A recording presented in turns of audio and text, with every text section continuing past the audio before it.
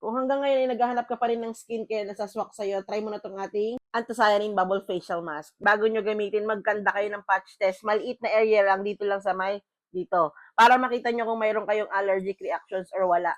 Ang purpose ng ating Anthocyanin Bubble Facial Mask is ma-remove yung ating mga blackheads, ma-moisturize ang skin, and ma-exfoliate, ma-cleanse ang pores, ganyan. Bali sa isang pack nito is 4 grams na ang laman nito. Magagamit nyo na yan ng one-time usage lang. Depende sa inyo kung malaki yung face nyo or maliit. Kasi ako inuubos ko na yan sa mukha ko talaga. Spread nyo lang. Nailagay nyo na siya lahat. Ayan. Kung saan na yung magtatrabaho sa mukha natin.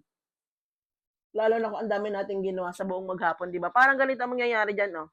Ayan. Ito yung ating example. Gagamitin nyo lang to guys twice a week. Kasi pag kaya na inaraw-araw nyo, mag-over-exfoliate kayo. Pero, depende naman yan sa skin tolerance ninyo. Pagka gusto naman siya ng skin ninyo, why not, dagdagan nyo yung frequency, di ba? Once na-apply nyo na yan dyan, maghintay lang kayo 15 to 20 minutes and yung bubbles na yan kasi, magbabubbles na yan. Yung bubbles na yan kasi, yun yung nag-a-assist sa removal ng excess oil and dirt ng face natin. Parang ganito na yan, oh. O, di ba? Nung una, ginagamitan ko na kaagad siya ng tubig kapag tapos na yung 15 to 20 minutes na na-apply ko siya sa face ko.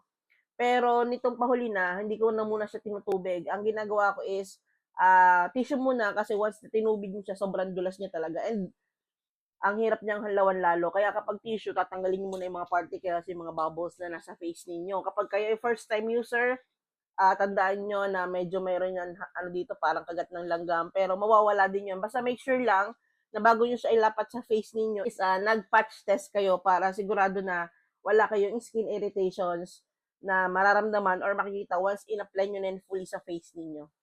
Diba? Ayan, makikita nyo yung ating facial mask.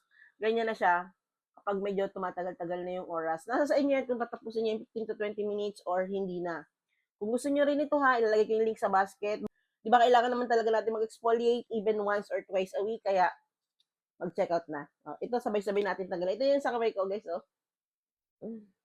Review ko dito, ang gaan sa pakiramdam nito kapag yung yan, nagbabubbles na siya. Parang may mga gumagalaw sa mukha mo, tapos para may mga nagtatrabaho talaga. Tutulungan niya talaga na ma-remove yung mga dirt natin sa face, promise.